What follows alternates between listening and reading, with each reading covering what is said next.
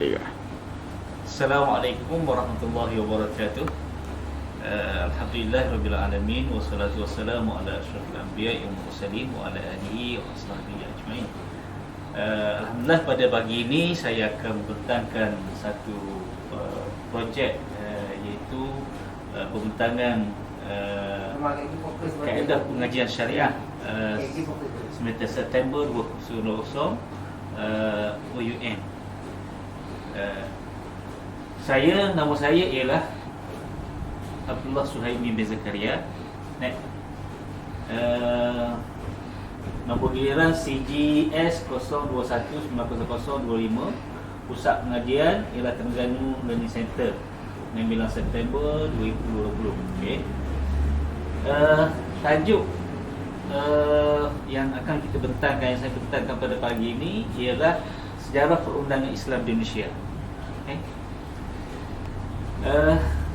Yang pertama, kita kena faham bahawa kita adalah manusia merupakan khalifah Allah Subhanahu Wa Taala di atas muka bumi ini, yang tugasnya adalah memakmurkan bumi sebagai khalifah di atas muka bumi bagi melaksanakan suruhan ataupun perintah Allah Subhanahu Wa Taala. Kertas ini akan membincangkan 3 fokus utama. Yang pertama, cara-cara kedatangan Islam ke tanah Melayu. Yang kedua ialah pelaksanaan syariat Islam sebelum dan selepas merdeka. Dan yang ketiga ialah faktor kejayaan pelaksanaan syariat Islam. Okey, kita tengok yang pertama, cara kedatangan Islam ke tanah Melayu. Apabila kita bercakap berkenaan dengan tanah Melayu, dia ada hubungan dengan Malaysia, Indonesia, Singapura dan Brunei, ataupun yang disebut sebagai Nusantara lah. Terdapat pelbagai teori yang menyatakan berkenaan dengan kedatangan Islam ke tanah Melayu. Saya simpulkan secara rekasnya seperti mana berikutlah. Yang pertama, berlaku selepas kewafatan Nabi Muhammad sallallahu alaihi wasallam, iaitu selepas daripada kedatangan Rasulullah, terus kemasukan ataupun Islam itu dibawa ke tanah Melayu, yang mana ini dipegang oleh Dr. Hamka dalam menyanggah teori yang mengatakan Islam itu datang daripada Gujarat, India.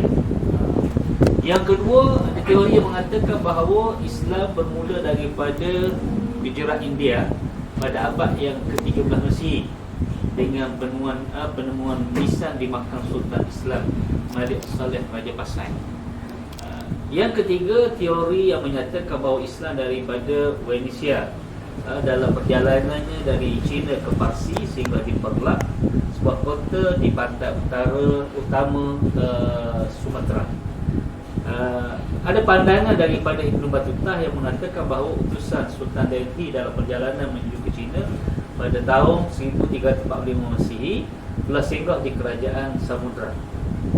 Dan yang kelima, penemuan batu bersurat di Gresik lebih awal lagi, 1297 Masihi. Okay. Itu secara kesimpulan lah.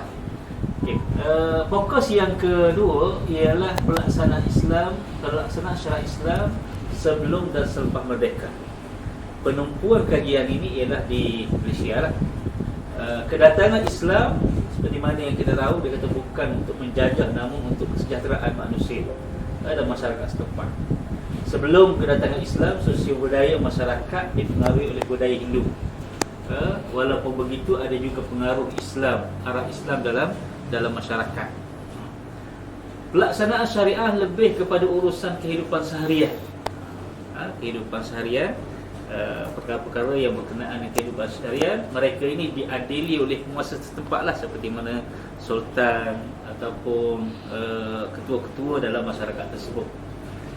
Apabila Inggeris datang ke tanah Melayu, mereka telah mencampuri urusan pelaksanaan syariah orang Melayu. Orang Melayu hanya boleh menggunakan undang-undang yang berkaitan dengan perkahwinan dan ibadah syariah. Ini yang dilakukan oleh Inggeris terhadap penduduk tanah Melayu pada waktu itu.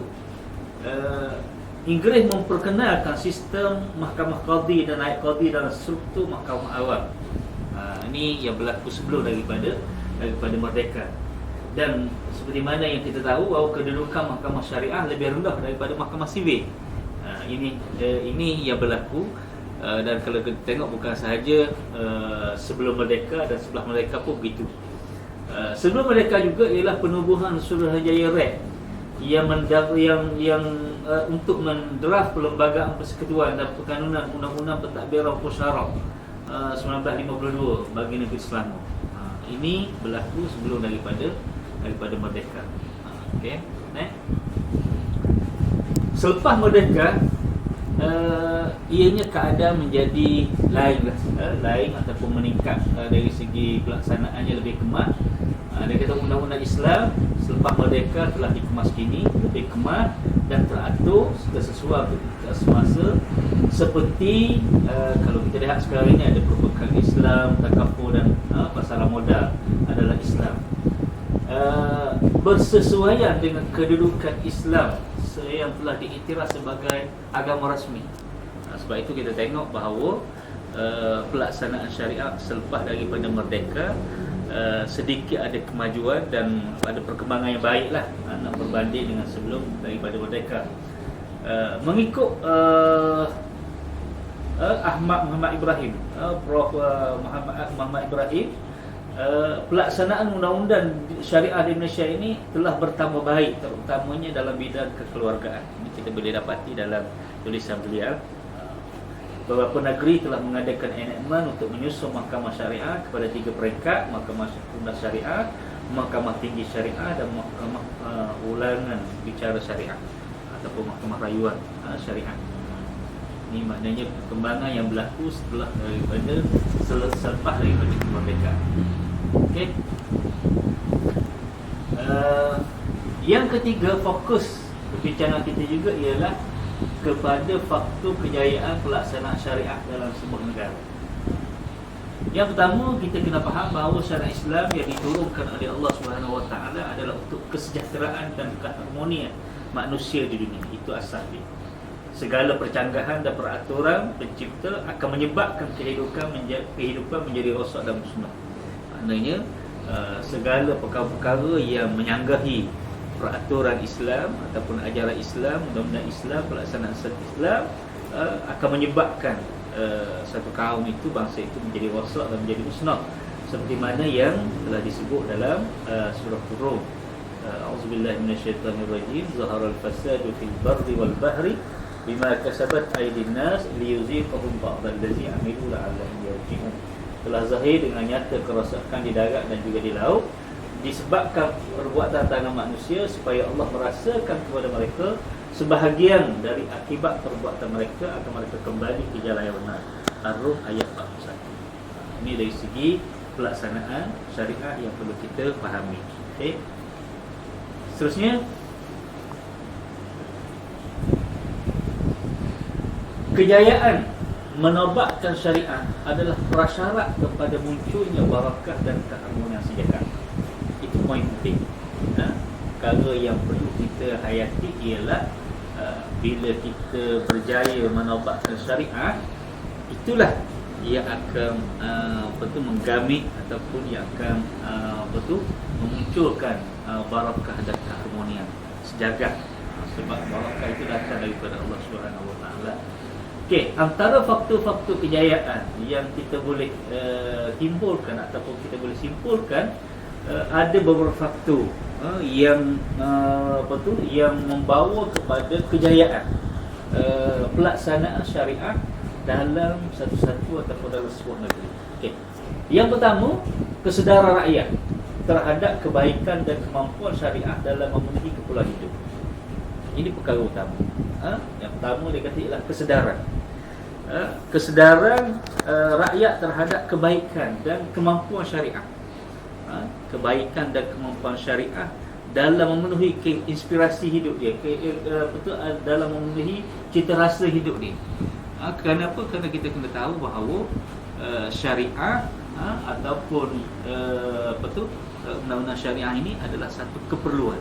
Rakyat kena sedar, kena faham benda tu. pelaksanaan akan jadi mudahlah jika anggota syariah, anggota masyarakat mempunyai keinginan ke arah tersebut. Dan undang-undang Allah Subhanahu Wa Taala adalah penghalang kepada bertambahnya jenayah yang berlaku. Suka saya berkatakan bahawa ini adalah suatu kenyataan. Undang-undang Allah ini penghalang kepada jenayah kerana ianya merupakan cegahan daripada Allah Subhanahu Wa Taala. Kalau kita lihat dalam Al-Quran itu sendiri dinyatakan bahawa undang-undang tersebut merupakan pencegah kepada perkara ataupun pencegah kepada maksiat-maksiat ataupun perkara yang tidak baik. Jadi poin yang pertama ialah kesedaran masyarakat.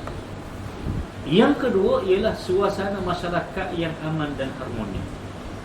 Juga menjadi faktor yang utama dalam kejayaan menobakkan syariat. Suasana masyarakat yang gelisah sudah tentu mencetuskan kecelaluan yang akhirnya membawa kepada kehidupan yang tidak menentu. Masyarakat yang tidak aman, masyarakat yang celaru, masyarakat yang tidak dapat menumpukan terhadap kehidupan, maka sudah tentulah dia tidak boleh. Suasana masyarakat yang tak harmoni ini akan membantu pelaksanaan syariat. Jadi di sini perpaduan masyarakat sangat penting. Islam tidak menganggap kepelbagaian bangsa merupakan penghalang kepada syariat.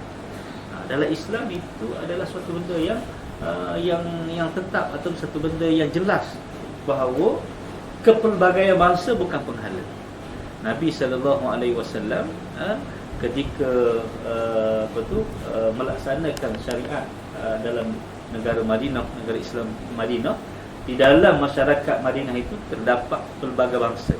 Ada orang Quraisy, ada pelbagai agama, ada Yahudi, ada Nasrani, ada musyrikin dan seumpamanya, tetapi tidak menjadi penghalang. Next. Yang ketiga ialah keupayaan jentera penerangan yang kuat dan lancar. Antara perkara penting juga yang menjadi penentu kejayaan ialah jentera penerangan, khususnya pemerintah lah, Kementerian Penerangan perlu aktif dalam mempromosikan kebaikan syariat. Pemerintah kena lebih aktif untuk menunjukkan bahawa syariat adalah merupakan suatu undang-undang ataupun pelaksanaan yang terbaik. Di samping pemerintah, peranan NGO sangat penting. Mereka boleh menggunakan seluruh medium yang ada, pelbagai medium yang boleh kita yang boleh kita dapati pada hari ini. Bukan sahaja alat-alat cyberaan seperti media elektronik dan seumpamanya, banyak lagi perkara-perkara yang lebih luas yang perlu diambil kesempatan, khususnya dalam teknologi canggih yang ada pada hari ini. Ya, non-Muslim perlu dijelaskan tentang kebaikan syariat. Yang menjadi penghalang juga ialah kadang-kadangnya non-Muslim tidak memahami apakah kebaikan syariat Islam. Bagi mereka syariat Islam ini adalah suatu perkara yang orang kata yang menyusahkan ataupun suatu perkara yang zalim dan seumpamanya. Sedangkan perkara yang sebenarnya adalah sebaliknya. Islam dalam sejarah telah membuktikan berapa ramai daripada kalangan non-Muslim yang sanggup berhukum dengan hukum Islam. Faktor yang keempat ialah penglibatan semua lapisan masyarakat dalam pelaksanaan syariat. Maknanya untuk melaksanakan syariat ini tidak boleh satu pihak sahaja. Bisa kata pihak kerajaan sahaja yang bersungguh-sungguh. Sedangkan masyarakat, pihak pegawai, pihak orang tengah dan seumpamanya tidak memberi kerjasama. Semua perlu, lapisan masyarakat perlu berganding bahu. Sebab itu saya bawa sini satu pepatah Arab yang mengatakan an-nas ala dini mulukihim, iaitu manusia adalah berdasarkan agama manusia itu berdasarkan kepada penguasa mereka. Bermula daripada kerajaan yang memerintah hinggalah kepada rakyat awam. Maknanya rakyat ini akan mengikut apa sahaja keadaan, kecenderungan penguasa-penguasa mereka. Jadi dalam hal ini lapisan semua masyarakat, baik pemerintah, baik NGO, baik pegawai awam dan seumpamanya, semua kena berganding bahu bagi menyokong pelaksanaan syariah yang kita betul hendaki. Seterusnya, okey, yang keenam, pindaan perlembagaan dan prasarana yang cukup. Semua perkara tadi, kesedaran, kerjasama, keadaan yang harmoni tidak akan terjadi sekiranya pindaan perlembagaan atau prasarana yang ada tidak mencukupi. Maknanya dari segi undang-undang tidak mengizinkan. Alhamdulillah kita di Malaysia ada clause-clause yang mengizinkan pelaksanaan undang-undang syariah yang baik ini. Jadi kesedaran masyarakat ataupun rakyat tidak cukup jika kuasa perlembagaan tidak memperuntukkan terlaksananya undang-undang Islam. Prasarana untuk menjalankan penguasaan undang syariah perlu cukup dan mampu. Maksudnya dari segi bilangan hakim, dari segi bilangan penguatkuasa dan seumpamanya, mahkamah, bangunan mahkamah dan seumpamanya perlu cukup dalam masyarakat kita. Taraf dan kedudukan mahkamah syariah dan mahkamah sivil perlu sama. Sebab kalau kita lihat apa yang berlaku pada hari ini, tahap kedudukan mahkamah syariah, mahkamah sivil agak ada gap ataupun jurang pemisahan. Mahkamah sivil lebih tinggi dari sudut bangunannya, dari segi keselesaannya, dari segi prasarananya, dari segi apa yang terdapat dalam kemudahan-kemudahan yang terdapat berbanding dengan mahkamah syariah. Pengalaman saya buat lawatan khususnya di negeri ini, kita lihat begitu jauh mahkamah sivil dengan mahkamah syariah. InsyaAllah mahkamah syariah ini 10 tahun lebih ke belakang dari segi bangunan dan prasarana. Yang kekurangan para hakim, peguam perlu ditambah adalah kelengkapan, kemudahan yang ada mesti samalah. Okey, sama.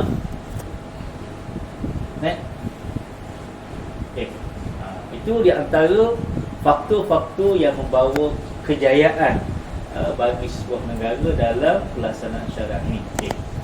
Sebagai penutup kepada perbincangan saya pada pagi ini, ialah kita boleh lihat bahawa yang pertama, pelaksanaan syariah serta undang-undang Islam adalah jalan penyelesaian kepada manusia di dunia ini.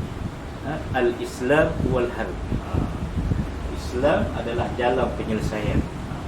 Sudah sampai masanya untuk kita kembali semula kepada penyelesaian agama secara keseluruhan. Bukan sahaja dari sudut ibadat, bahkan kepada seluruh aspek kehidupan kita, termasuk pelaksanaan undang-undang Islam. Banyak halangan dan cabaran yang terpaksa ditempuhi. Walaupun begitu, usaha perlu digerakkan oleh semua pihak. Cabaran, halangan tidak dapat dipisahkan. Dia bukannya suatu perkara yang mudah untuk kita melaksanakan sesuatu. Tetap ada halangan, tetap ada cabaran, tetap ada perkara yang mendepangi kita. Tapi walau bagaimanapun, kita kena usahalah. Pengembangan tenaga dari semua pihak, bermula daripada kesungguhan pemerintah hinggalah kepada rakyat jelata, menjadi aset dan sumber kekuatan kepada pelaksanaan Islam di Malaysia. Secara kesimpulannya di situ ialah semua pihak perlu menggembelengkan tenaga, baik pemerintah, baik rakyat, kesemua sekali. Ini adalah aset yang sangat penting dan sangat betul terbaik dari kita dalam dalam usaha kita melaksanakan syariah Islam, khususnya di bumi kita Malaysia yang tercipta ini. Saya rasa itulah perbincangan yang dapat saya perkatakan dalam tugasan yang saya buat. Sekadar yang saya mampu, salah silap saya mohon maafan. Wabillahi taufiq wal hidayah. Assalamualaikum warahmatullahi wabarakatuh.